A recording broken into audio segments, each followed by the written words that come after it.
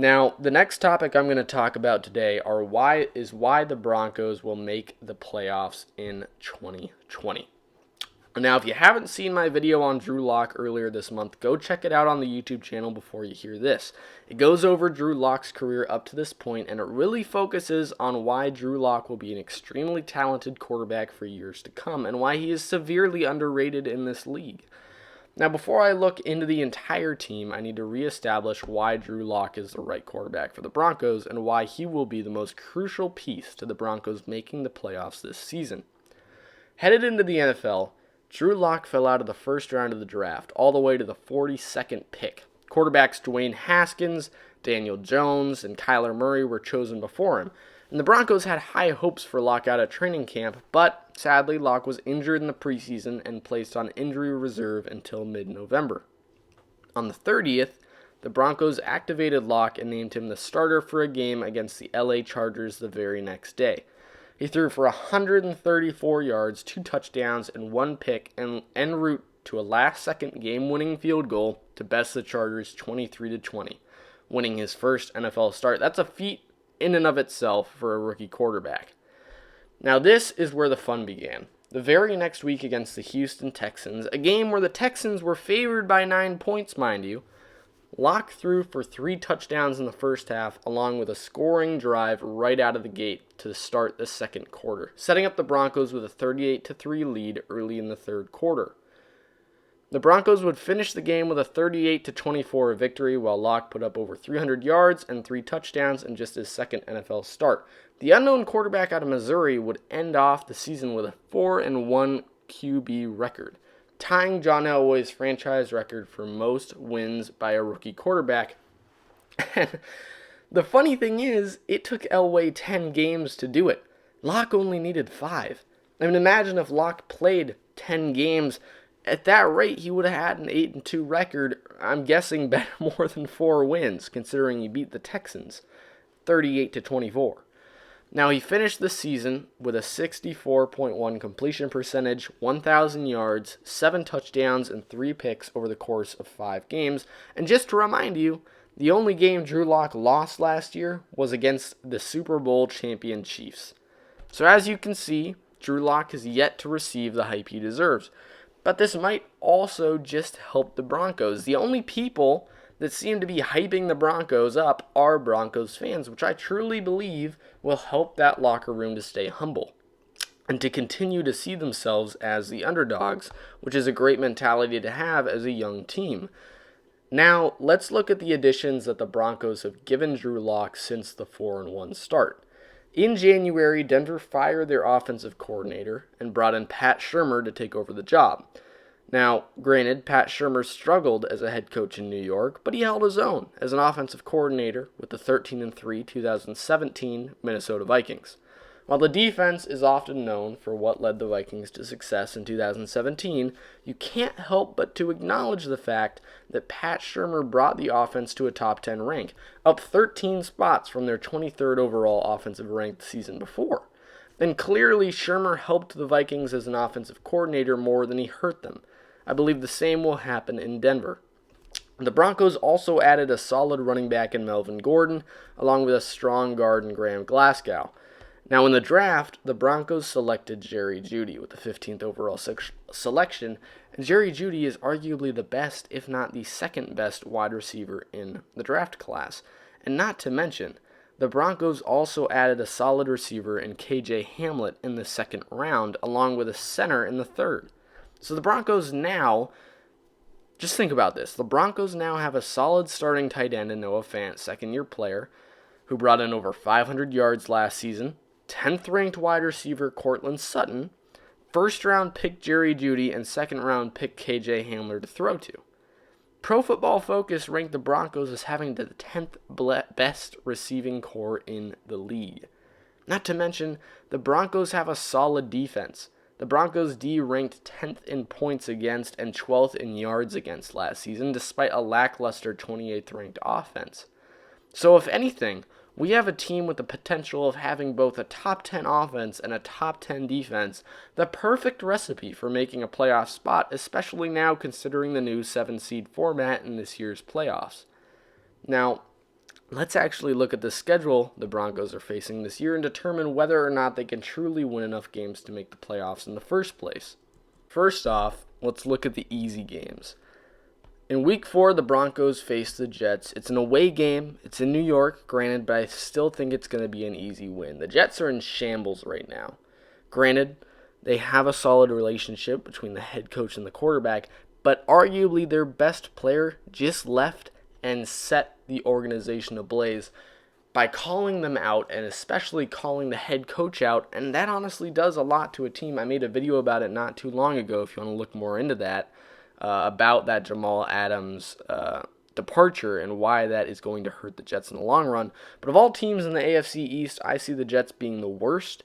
So Broncos against the Jets, I'm giving Broncos the win there. The next easy game is Broncos against the Dolphins at home. Now, the Dolphins are going to impress this year. They're going to outdo expectations, but the Broncos are a year ahead in terms of development. They're going to win this one. Not to mention it's a home game. The third easy game is Broncos against the Falcons as an away game. It's going to be a difficult one as it's an away game, but the Broncos are going to pull away. The Falcons are not a great team. They weren't a great team last year. They aren't going to be a great team this year. I think it's going to be a relatively close game, but I could very well see the Broncos winning by 2 possessions. The fourth game is Broncos against the Chargers at home. I believe they're going to beat the Chargers at home this year. It's a division rivalry, Chargers against the Broncos. The Chargers have a new quarterback. Granted, they have a solid secondary. They have a strong defense. They have a great receiver, a great running back.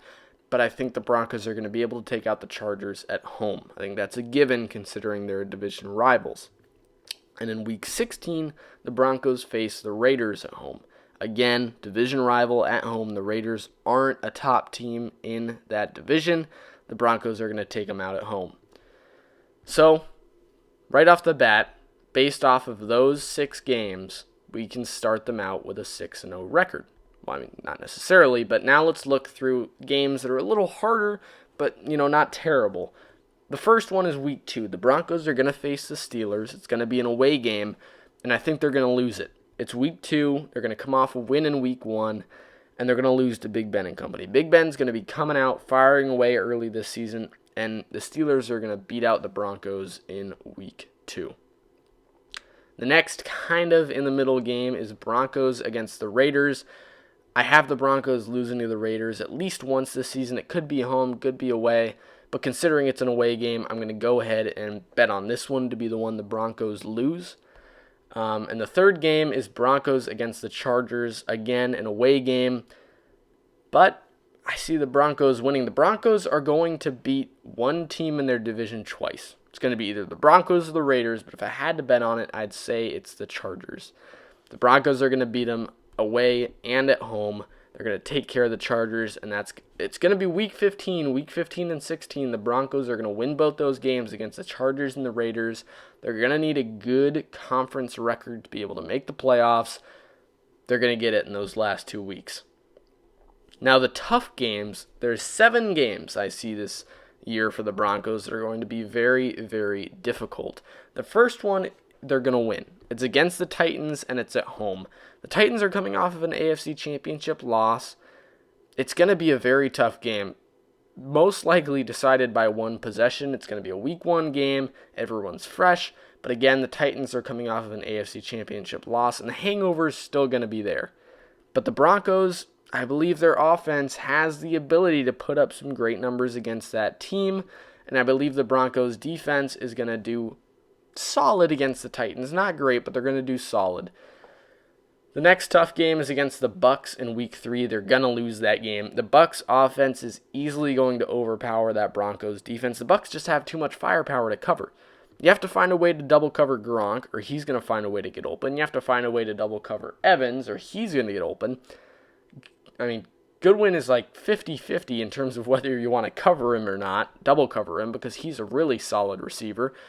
And you can't forget about O.J. Howard and Scotty Miller. Scotty Miller is a great slot receiver that is seriously underrated in Tampa. And O.J. Howard is a great tight end who is also underrated in Tampa. They're going to lose that game. And simply, I just don't believe that the Broncos offense is going to be able to keep up with the Buccaneers offense. In Week 5, the Broncos are going to face the Patriots. It's going to be an away game. It's going to be tough, and they're going to lose. Going to Foxborough is already tough, especially as a young quarterback. I forgot the exact numbers, but I know that Bill Belichick is absurdly great against first and second year quarterbacks, especially at home, no matter how promising you are. In Week 7, they face the Chiefs at home. Now, the Broncos are going to upset the Chiefs once this season. They almost did it last year. I believe the Broncos are going to upset the Chiefs once this season. I'll take the Broncos at home in Week 7. And the last 3 extremely tough games for them this season are going to be against the Saints at home. They're going to lose that one. It's easily explainable. And the next week, they're going to lose another game in a row against the Chiefs. It's an away game. They're going to have to go to Arrowhead. Granted, the fans aren't going to be as much of a problem, but just going to Arrowhead into that atmosphere, even with a lower amount of fans, is still going to be extremely tough for the Broncos to do. And there's no way the Broncos are going to beat the Chiefs twice this season. In Week 14, the Bills face the Broncos. Now, granted, the Broncos have home field advantage here, but the Bills have a very young, very talented defense, and I think they're going to be able to take advantage of Drew Lock's inexperience. I think they're going to win that game. So when you put it all together, a win in Week 1 against the Titans, 2 losses against the Steelers and the Bucks in Week 2 and 3, a win in Week 4 against the Jets, a loss in Week 5 against the Pats, a win in Game 6 against the Dolphins, a win in Game 7 against the Chiefs, a win in Game 8 against the Falcons, a loss against the Raiders, a win against the Chargers, 2 losses in a row against the Broncos and Chiefs, a win against the Panthers, a loss against the Bills, a win against the Chargers, and a win against the Raiders ends them off with a 9-7 record. A solid record if you're looking to make the playoffs, especially considering there's a 7th seed this year. They're going to be second in the AFC West. It's going to be a close one between them and the Raiders, but they're going to be second, and they're going to make the playoffs as the 7th or 6th seed. They could make a run for that 10-6 record, depending on if they can win one more of those tough games I described to you guys, or if they can win against the Steelers in Week 2. They're close to being able to have that 10-6 record, but if I had to put my money on it, I'll give those good teams benefit of the doubt, and I'll put them at 9-7. They'll make the playoffs as the 7th or 6th seed. So there